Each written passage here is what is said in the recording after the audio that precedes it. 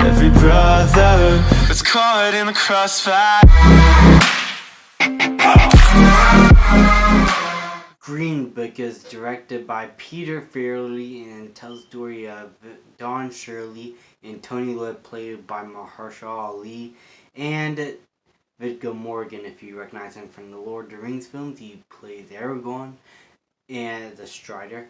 And this tells the story of two men that are embarking on a little road trip tour to the deep south, like Kentucky, Alabama, Georgia, to do like this little music tour. And they're formed a friendship in a time where it seems very unlikely that a black man and a white man could get along, because back in the 1960s there was a lot of segregation and still not a lot of black people got equal rights. And this tells the story of their friendship and how they grew to become best friends. Now, going to this film, I tried to set away the bullshit controversy out like I did with Captain Marvel. It is a movie that is going to please people and get people riled up because of the media surrounding it. And that's sad nowadays that the media is twisting things around for movies and making people act like there's some sort of agenda behind a film. And there's always an agenda. There's always a political message or a racial message since the beginning of film. It's nothing new, but now the media is spinning it like it's a bad thing, and it's really sad because going to this film, I wasn't expecting much coming out. I thought it was one of the best one of the best movies of 2018. Seriously, Green Book, I believe, is flawless. And is another example of why I should never do top 10 videos, because I'll miss a possibly great film and review it the next year instead. So I'm going to talk about Green Book. The acting by Viggo Morgan, Mahershala Ali, these guys are fantastic, and their chemistry works so well. You can really tell how when they meet each other, and how they start off as just like employee and boss. You really get that sense of a sort of friendship blossoming out of it. And it felt so natural and so rich that at the end, when they do become best friends, it felt well earned.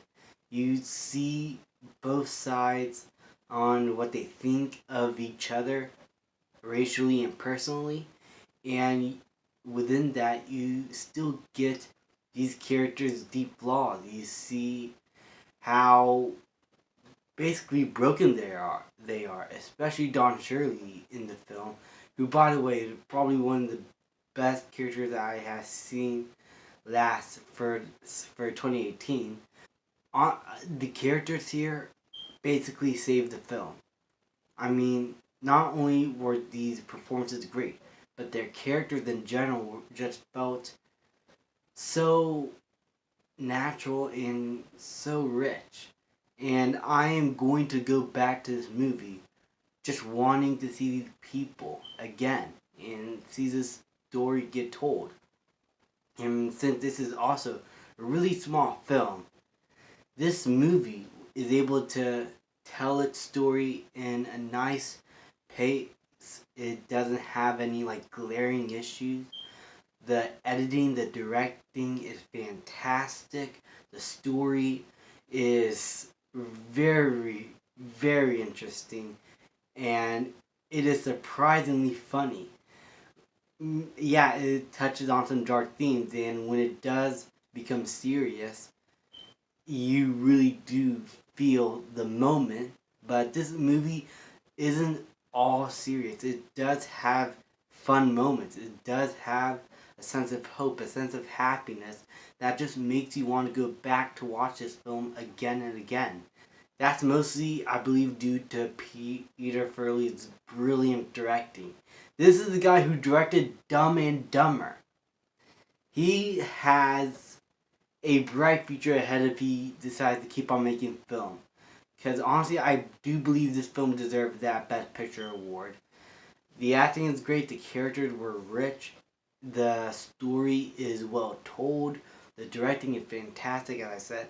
It is everything I want a film to be, and more. And I can't praise this movie enough. And it will be a sin for me to not give this film an A+. Thank you guys so much for watching. I hope you guys go check this film out. It's still in theaters. Check it out before it goes out, because I feel like that this movie needs to be shown to a much wider audience. And stories like this should not just be left in the dust. Anyway guys, I'll see you guys next time, and stay awesome. So heaven, if you sent us down, so we can build a playground for the sin.